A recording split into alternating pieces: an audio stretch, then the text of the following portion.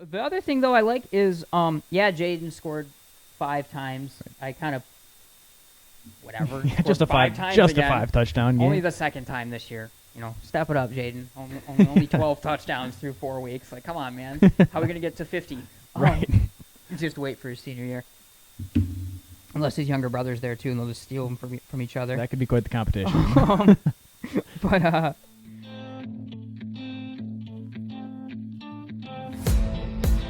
Ruff, he'll turn, give, Terry, busting into the open field, there he goes, Jaden Terry, Grandville with an answer, and another Bulldog win. Give the Scurry's fake, this in the backfield, evading a man, throws out of a tackle, incomplete. Zeros across the scoreboard. Harper Woods have won the state championship, their first in school history, in unbelievable, thrilling fashion. Fake handoff, guy up the middle, big hole, bursting over the 40 to the 45-50, angling right at the 40, 35-30, racing to the 25, 20, outside the numbers, 10, 5, touchdown, Muskegon, Mackay guy, 80 yards to the house.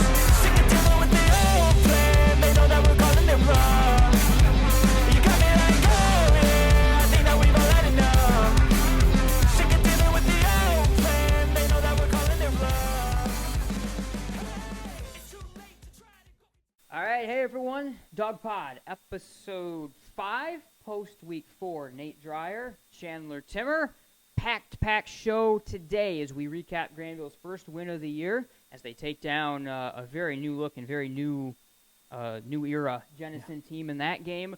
Bulldogs have got a homecoming game coming up against Grand Haven this weekend, and in the meantime, we also talked to Grandville junior captain and offensive and defensive lineman Daniel Wylie, who in particular, of course, has done such a good job moving to tackle this year for the Bulldogs. As always, like and subscribe here on the MGN YouTube page and follow us across social media at MI Game Night. You can find us there.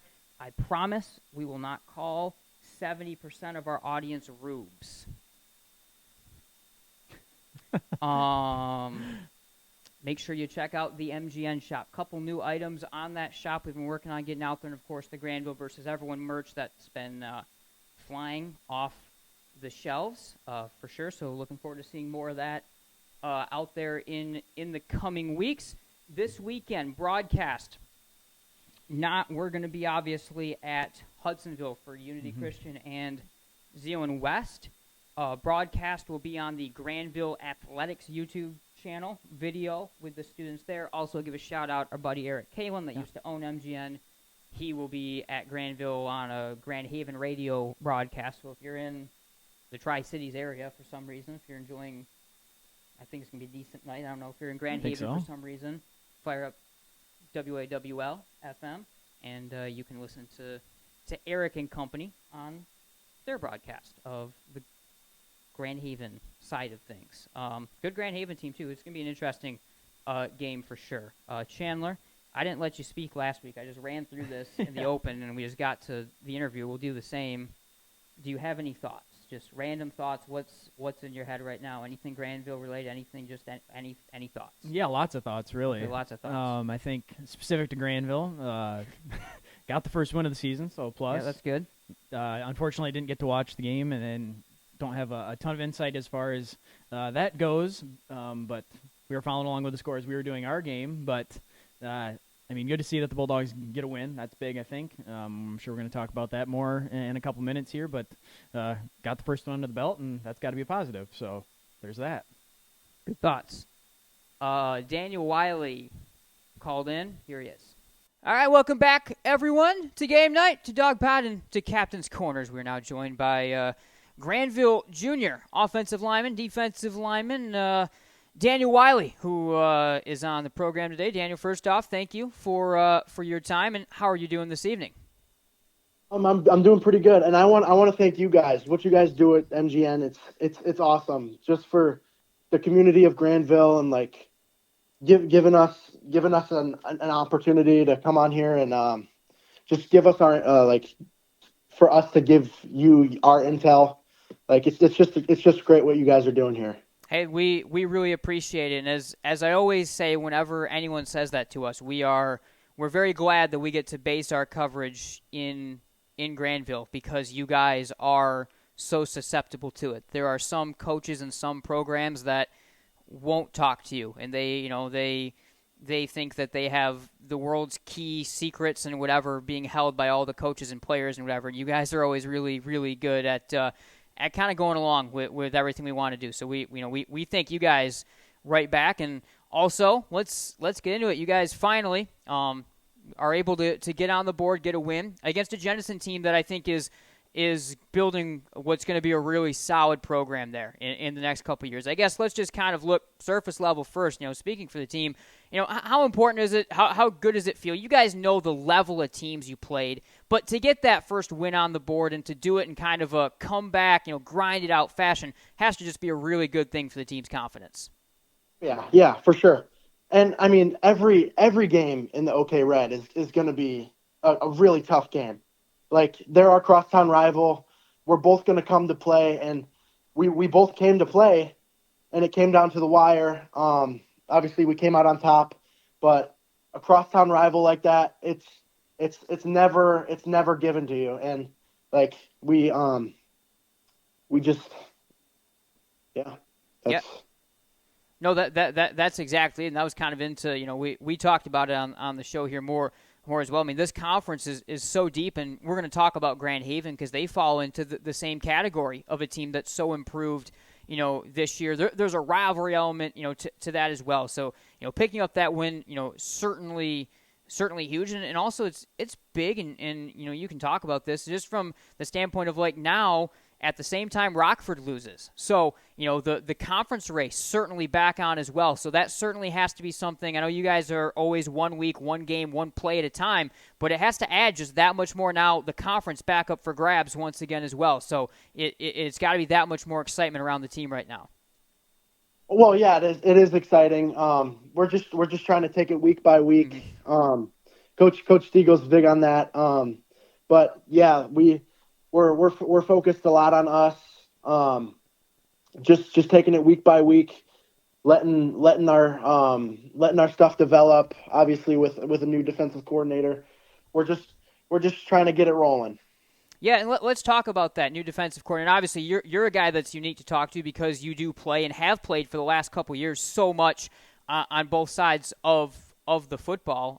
We see him move around, and we'll talk about that offensive role too. But defensively, tell us. We talked to Emery a little bit about this as well. But moving in now with a new defensive coordinator and some different things there. Tell us a little bit about what KC has brought to the program for everyone really that plays a role up front and with his physicality and his intensity that he brings to this team. First of all, I want to say he's brought culture. He's brought us together as a team and just as teammates, as men. Like, the way he pushes us in the weight room and on the field, it's so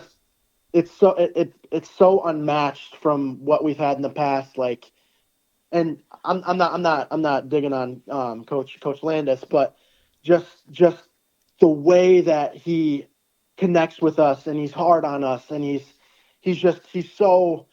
so aggressive with it, but I know deep down he loves us. Like, it's that keeps us going and keeps us pushing and like makes us want to get better every week. Yeah, absolutely. And I want to talk a little bit about, and I think anyone listening can tell just a little bit based on the energy you bring and the way that you are able to talk and lead here. I mean, not many guys on a Grandville team with this sort of depth of senior leadership would be, and you are a second-year player, but would be voted and chosen as a captain as a junior. So, tell us about kind of that honor that you had and the respect that you think you've been able to garner and that feeling with the team and, the honor, like I said, that you are a junior captain on a team with so much leadership. And I think, like I said, anyone that's listening to this interview can tell with your infectious energy why, but it has to be quite the honor to be bestowed that from this group.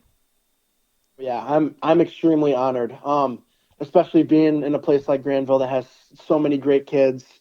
Everybody brings the intensity, and being a junior,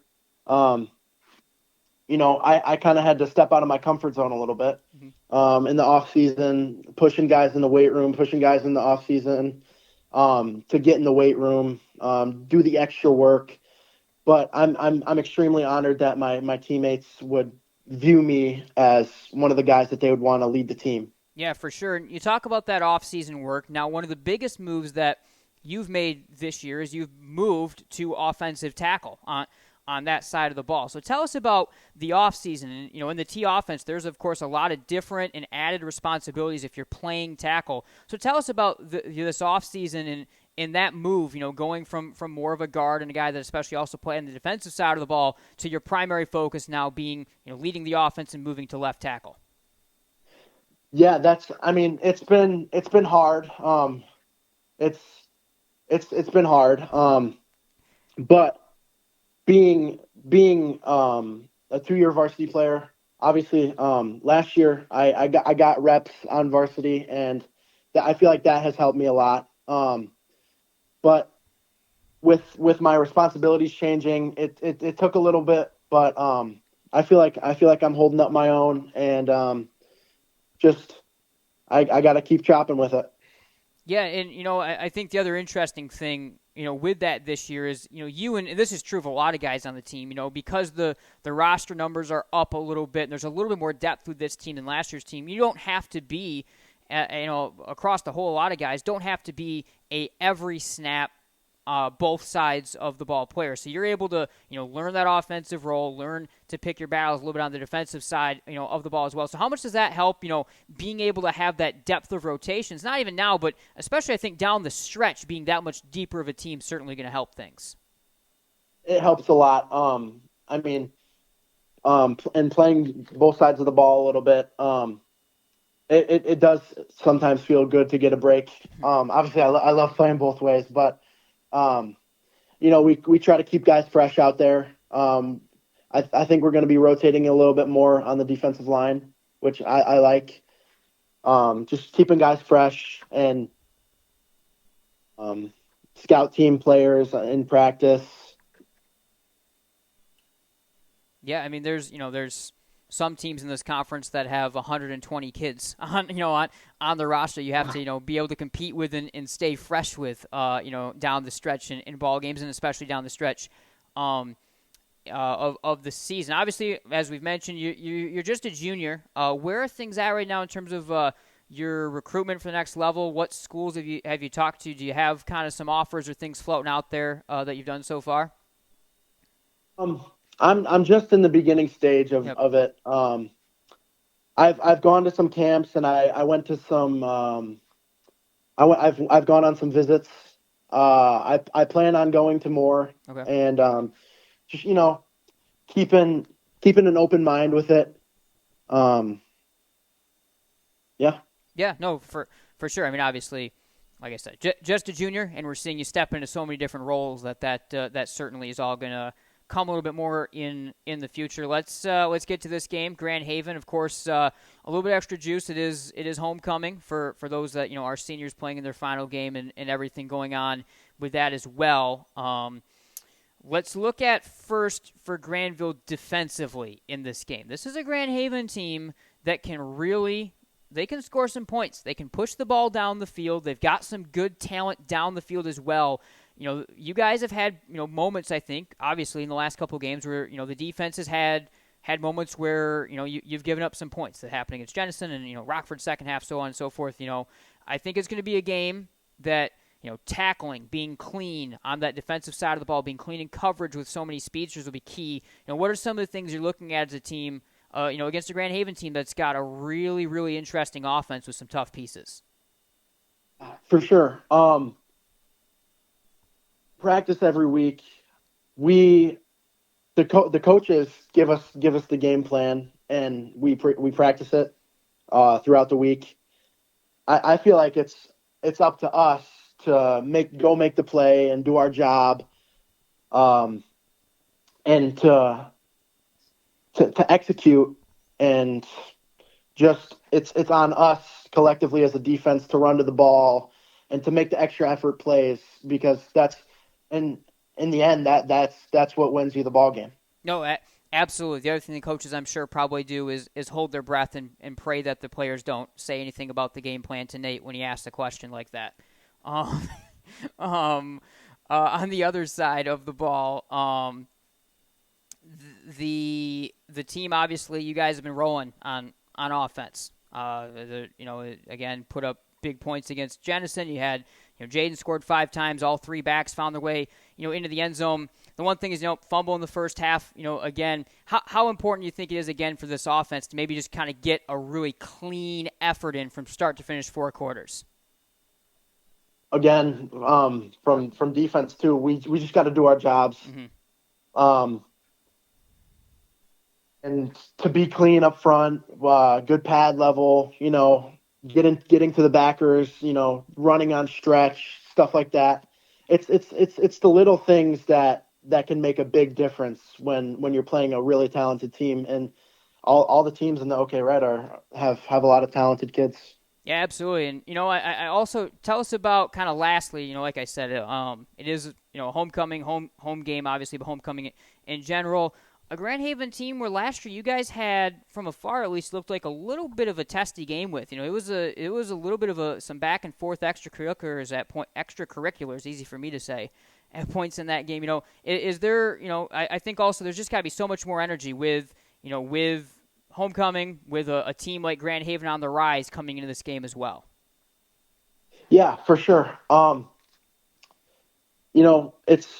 We're trying in practice right now. We're playing with a chip on our shoulders. Like, we're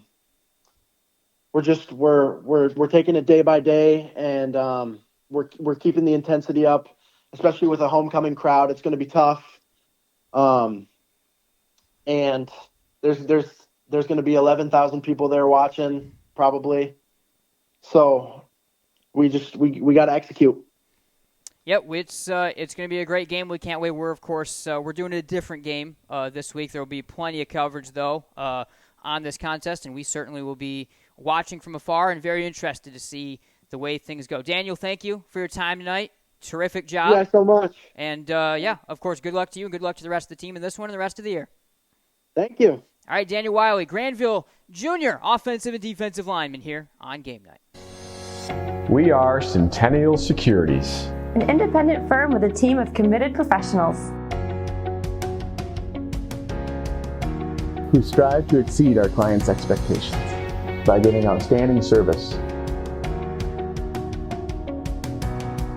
We're proud to be part of our community where we live and work.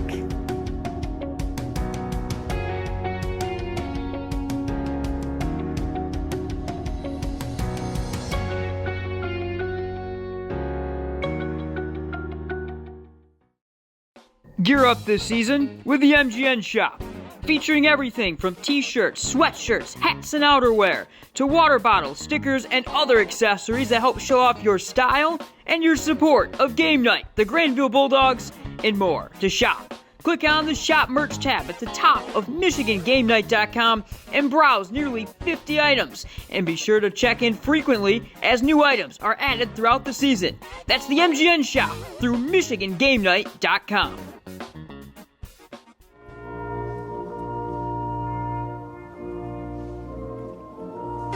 Upgrade to Music Jams Premium to get uninterrupted listening on all your favorite tunes. Click here to start your 7-day free trial. If it's important, it's not worth compromising.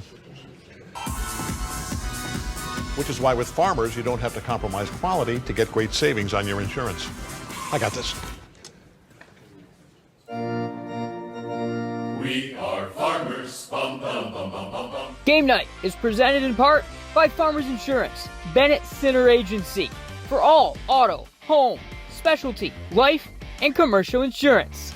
See what a sinner can do for you. All right, welcome back to Dawg Pod. Nate and Chandler, thanks to Daniel for coming on and joining us this week. Good to catch up with him, and also good timing for him to get to come on after the first win of the year. That certainly helps, and coming off a good and a tough win at that. Again, so 46-35, Grandville over Jenison on the road, comeback fashion. As Chandler mentioned at the top, And as I mentioned last week, this show is going to somehow get worse in quality as we go for the next 2 or 3 week stretch here, because we aren't going to be at the Grandville game. So starting week 8, we'll have the West Ottawa game, and then we'll have the Caledonia game, and then we'll have any non-Rockford. So it's going to get tricky because we have a Hudsonville team. We may have to strong-arm some things. I'm going to do what I can. We're going to do what we can. We're even going to see what we can do for the Rockford stuff. All right. It might mean Chandler gets to sit in with Brock. Yeah, we'll see. I'm going to send you as the representative. I need you to be just as Grandville-centric as possible. Okay. We'll just go head-to-head on the call. Right. I think maybe we should need a sandwich before the score. Yeah. This game. Okay, so we'll break it, I guess, into pros and cons. I don't know. You all were there and saw it. We didn't. So, what do we talk about? Obviously, it's our fault, by the way, that they're losing games. It seems like it. Obviously, we aren't first game we don't watch or are at, and they win. So. I mean, even goes back to the Rockford game. The first half I wasn't able to watch. That's true. Things were going really it's well. It's actually all his fault. I tuned in for the second half. Things almost immediately fell apart. So, I'm just saying. I told him to get off, and I did, honestly. It didn't matter then. No, it was too late. Your bad vibes were already there. It was too late. It was too late, yeah. So pros, Jaden Terry scored 5 times again. So that's good. I think the overarching thing is that the team on the whole finds a way to win a game against, I think, a really underrated Jenison team. Yeah. I mean, people are talking very highly of Coach Lucas and this team, I think for very good reason. And by the way, they're going to get a lot better going forward. Mm-hmm. This is a team, well, East Kentwood's been built a little portally versus programmally. Jenison is being built programmally from the bottom on up, not necessarily portally. They got a lot of Kentwood's got existing talent anyway, but also you're bringing a potential Power 4 quarterback with the coach from King. So they're doing it a little different. This is a program that's building, and this was a tough win. It was a game Grandville, they probably wouldn't say they played their best start to finish in a lot of ways, but they found a way to win, and that's going to be big, and that's in this new look, OK Red, where literally every game is losable now. Yeah. Literally every game, finding a way to win is key, because we're seeing it. Even the top teams on down and everyone else are almost losing or losing games right now. Yeah. No, I think definitely one that, we talked about it last week, is it can be a challenge, especially this Jenison team is, as you mentioned, underrated, and I think it is definitely on the upward swing of things, and you're already kind of starting to see that through a couple weeks of the season that they're getting better, and I think that's only going to continue. I think as the years go along, they'll continue to build that program, and they can be in some more contention in the OK Red relatively soon. I think you're seeing that even in last week's matchup, but there is some truth to the team kind of just finding a way to win and learning how to win on the new season. Of course, it's got a bunch of experience coming back and guys that have won football games for this Grandville program in years past, but there is something to that team kind of getting the first one under their belt. And we also talked about how even with the toughness of the schedule early on, you knew losing some games was likely going to happen. They go 0-3 to start, and just you don't want to let that snowball. And I don't know if that's kind of what it was, if it's the confidence and finding a way to win. But it's good to see them, even though it was a bit of an adventure getting there, and then a comeback was necessary against a Jenison team maybe you didn't expect it needed to happen for them to be able to get that win. Now you can kind of put those losses behind you and move forward. And they had a 10-point lead, but when they were up a couple scores, the secondary did answer with a big play. It was Josh Crater. I think he was in the end zone or right up to the goal line. Crater comes up with an INT. Again, shout out Snooze to you, whose highlights of this game is pretty much how we were able to keep up with at least all the big plays while we were doing our game as well. The other thing, though, I like is, Jaden scored 5 times. I kind of, whatever. Just a 5 touchdown game. Only the second time this year. Step it up, Jaden. Only 12 touchdowns through 4 weeks. Come on, man. How are we going to get to 50? Right. Just wait for his senior year. Unless his younger brother's there, too, and they'll just steal him from each other. That could be quite the competition. But what I do like, all 3 backs scored. So Sadinsky scored again, and then also I love that DJ Hardiman gets in the end zone, because he's been running so hard this year, and I'm glad to see the the sophomore rewarded by that. And again, the performance has been balanced. Finally, they get Terry going again, but really after 2 weeks of Terry kind of being a little bit of a decoy, because obviously teams are going to focus in on him so much and other guys stepping up, I think a good week where offensively, if you're looking at how they scored points and, against a team that I think is better on the defensive side of the ball right now than they are on the offensive side of the ball, Jenison. Mm-hmm. I think it's good when all the backs got in the end zone and everyone touched it, even with Jaden going off. Right. Yeah, I think something we talked a little bit about in our preview on last episode is that this is a game you maybe going into it, we're expecting maybe it's a comfortable lead, things are up, and you've got an opportunity to get more touches for some of those guys. You can get Hardiman in the end zone and get Sadinsky some more touches as well, and you don't maybe need to rely on Jaden as much to give him a ton of touches to stay in the game. And it was more of a trying to keep pace and kind of going score for score back and forth with the Wildcats more than maybe it was expected. So I don't know if that's a positive or a negative necessarily, but on one hand, it was a competitive game, so it wasn't just like garbage time where we're going to get these guys some touches just to get them some confidence. This was like this is meaningful time. This is meaningful sequences in the game where now you're able to get these guys and get Hardiman rewarded, get him a touchdown, Sadinsky making some plays, of course Jaden scoring 5 times as well. So you kind of get all of those guys going and involved in a game that still mattered. Yeah. On the other side, I think cons from this game and things, and how's the best way to put this? And I say this because we know the talent's there and we've seen the flashes. If this team is going now, they have a chance to win the OK Red again. Yeah, the dragon has been slain. Yeah. Again, as longtime listeners of this show know, I've picked Hudsonville to win this conference for the last 12 years straight. I don't know why, but I just pick them. I either pander pick Grandville or pick Hudsonville every year. I didn't pick them this year. I said, though, I said dark horse, look out, whatever. Got it. It was bound to happen at some point. It was. The year I didn't. But regardless, the conference is up for grabs. If this Grandville team wants to win the conference, if they want to beat Rockford, who looks beatable in the playoffs, if they want to be Hudsonville, who now seems more not beatable than Rockford to some extent the way they're playing. When they beat East Lansing the way they did, my ears perked up the first time then. Mm-hmm. And Howell, who they lost to week 1, is a top, they're a borderline top 10 team, I think, now. So, if you want to do those things, if you want to win a district, if you want to play deep in November, which I think this team has said their goal is and it should be, they're going to have to give up less points. It's that simple. And that's a couple fronts. That's on the defensive side of things. They had another first-half fumble. That's been every week. Yeah. So I don't think I'm speaking out of turn or probably saying anything different or anything. We're talking very basically. They have to give up fewer points each week if this team, and they have to look like they did in the first half against Rockford, if this team is going to do all those things that they absolutely can do.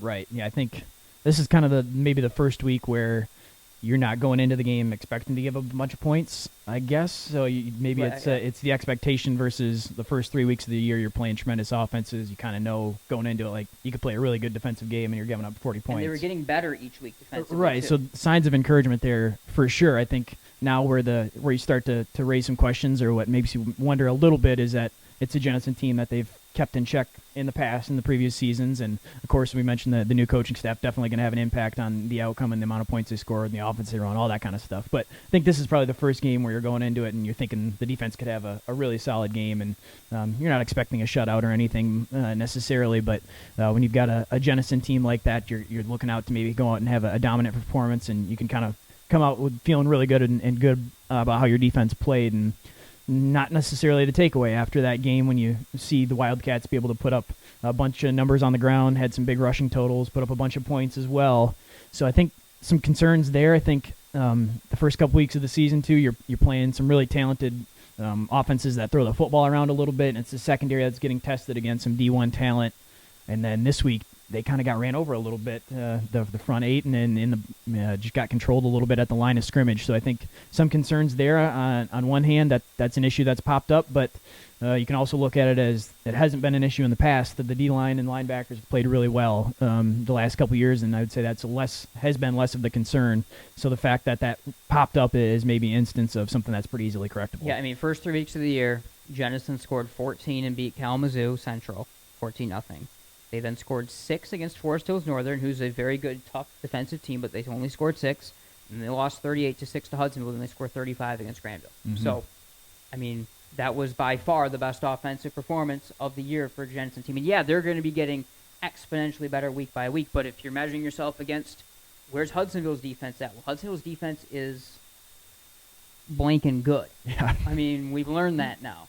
So, you know, if that's what you're facing off against, and we're gonna learn a lot this week from the standpoint of you've got East Kentwood, Hudsonville, you've got Jenison Rockford. So we're going to be able to kind of see with some of these common opponents where things are at. And I hate, especially high school football, playing that game of beat X by X because it doesn't ever mean anything ever, right. Especially when one team runs a T. Yeah. So it seems to never matter. You know, the games that you think will be 21-14 grinders wind up being high scoring, whatever. So, yeah, that's just where things are at right now. I mean, it's pretty clear, and we can roll that into talking about Grand Haven. It's clear where things are good, where things are less good, where mistakes are being made, where they're not. And I think the reason why the coaching staff is going to probably be asking for a lot more perfection out of this team and being increasingly tougher on this team down the stretch is that they can be so much better. We know you see these flashes, and if this team puts the flashes together, if you get the offense at its peak with what the defense, if you get the offense at its peak with what they did in the first half against Rockford defensively, you have a team that can, because they were on pace to beat Rockford, can beat just about anyone in the state of Michigan. So, I don't know. That's where it's at. Now this week it's a homecoming game. It's Grand Haven. So Grand Haven, second year for Andrew Biedenbender as head coach there. They lost 36-28 to Caledonia. They led at several points. 2-2 team.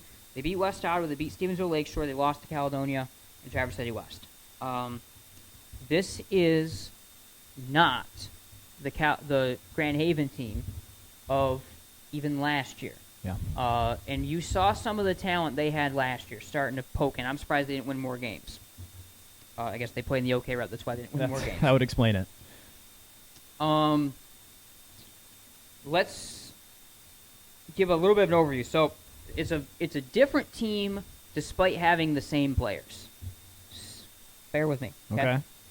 So they've moved Luke Berry, their lanky, a little bit more pocket passery type guy. They've moved Berry to quarterback. Throws a very good deep ball, moves well in the pocket, but a lanky kid. He played forward on the basketball team. Xavier Rodriguez, who was their standout quarterback, do-it-all guy, he's now focused on the defensive side of the ball and then also plays slot back, running back, and move him all over the place on offense. Will Carenstra going to Grand Valley as a deep threat receiver. Put that all together. Andrew Williamson, power running back with good burst. All this adds up to, this is a unit that tests your secondary.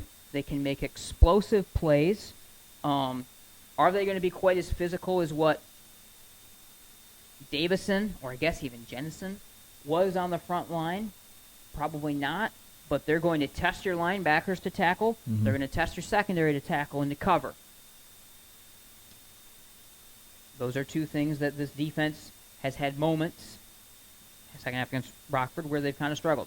So Grand Haven, this is a game, I think if you're a fan watching this, you're going to see Grand Haven score some points and do some things that are going to really frustrate you because they are very good offensively, and this is going to be a very good test for this defense.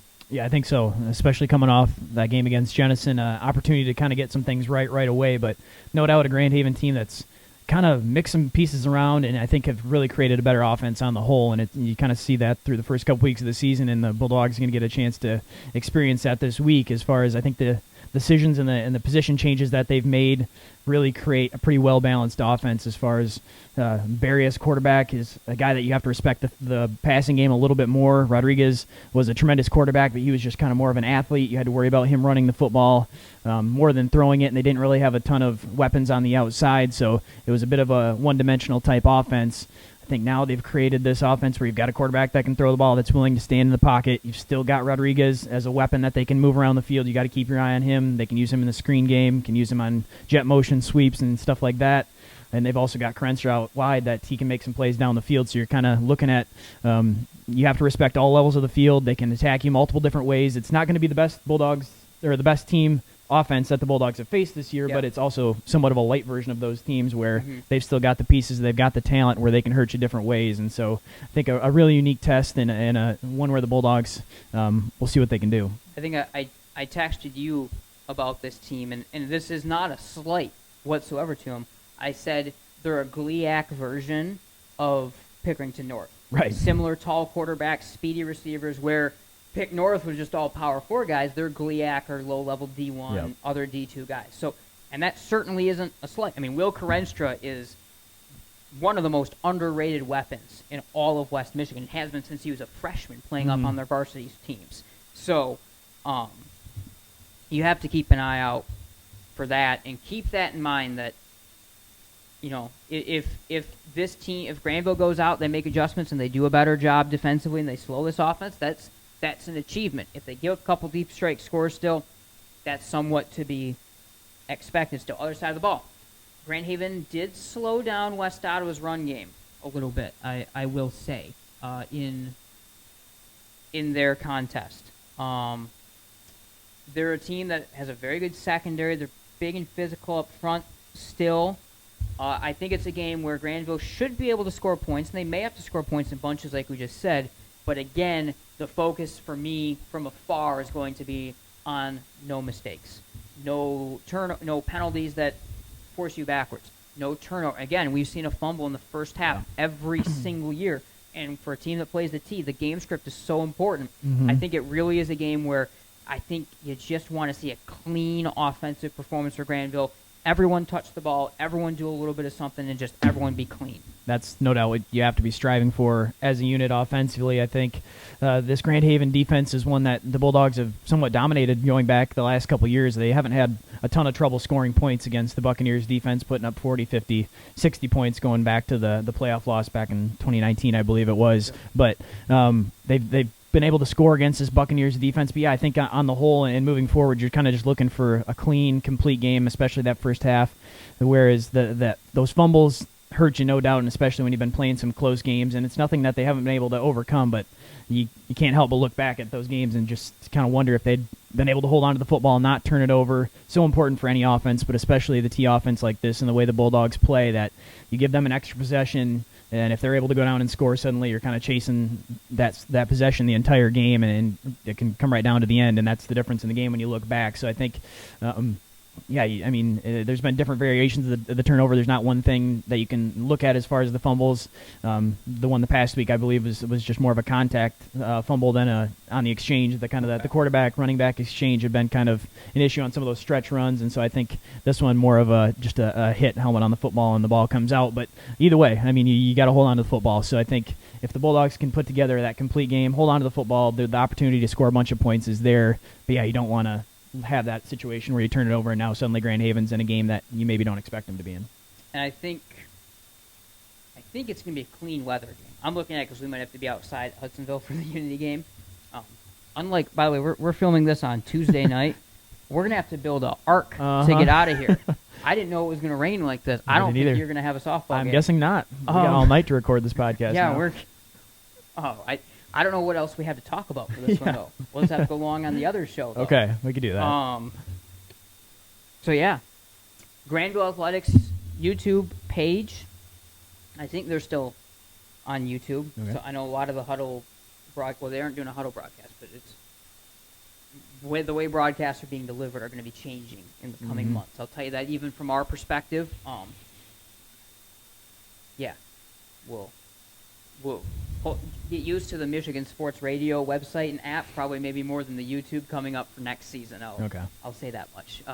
Just everyone be right, which is unfortunate. I know a lot of people like the YouTube where you're watching it right now. But, there's a lot of movement going on right now with the way broadcasts are being presented and displayed and stuff going forward. That's an aside. Grandville Athletics YouTube page, student broadcasts do a great job. The reason why we feel that we're okay not going to Grandville games is because they do a better job than us. I mean, they have multiple cameras. They have a drone in the air at points. We don't do that. We don't have a drone. No. We don't. We could, the closest we could do is we could, throw Chandler's phone off the side of the tie a string to it and Just be careful. Okay. So my phone's already pretty beat up, so Eric, I'm willing to Eric that used to own the company, he always told me, make sure you have insurance in case Chandler falls off the back of the press box. That is literally what he told me. Why me? Why am I the one that's falling? Because you... Obviously, he didn't meet us, because I'm the way more likely to fall off the back of the press box than you. I am kind of injury prone, though, so... Yeah. But we've survived. Regardless. Okay. That's Dawg Pod. So, yeah, Grandville Athletics YouTube, Eric, WAWL FM out of Grand Haven. They have coverage of the game. It'll be packed there. You'll have plenty of coverage options for sure. So that's part of why we're doing an unbeaten Unity Christian versus Zeeland West game. That's really fun as well. So make sure you check us out as well. And you can, if you're at the Grandville game, maybe pull up our stream. Yeah. Just maybe you can see what we got going on. I don't know if it's going to be video that we're doing. That's also what we're working on. Maybe we'll be outside. If any of you were there for the game during the COVID season at Hudsonville, where we sat under the tent when it was raining and whatever, we were right there in the crowd with you all, we might have the same setup going on at Hudsonville this year. We'll see how things are going to go. I think we have room inside, but it might be we've got 14 people crowding into a space for 9 sort of thing, so we might volunteer. All right. After it's very tight in New Zealand West, yeah. By the way. Very tight there as well. Okay. You got anything else? I think we're all set. Okay, cool. This has been Dawg Pod. We'll see you all for this show. We're doing this show only next week. No broadcast. This show only next week. So we'll break this down, look ahead. We'll have our last Captain's Corner interview. Thanks again to Daniel Wylie for coming on this week. Goodbye.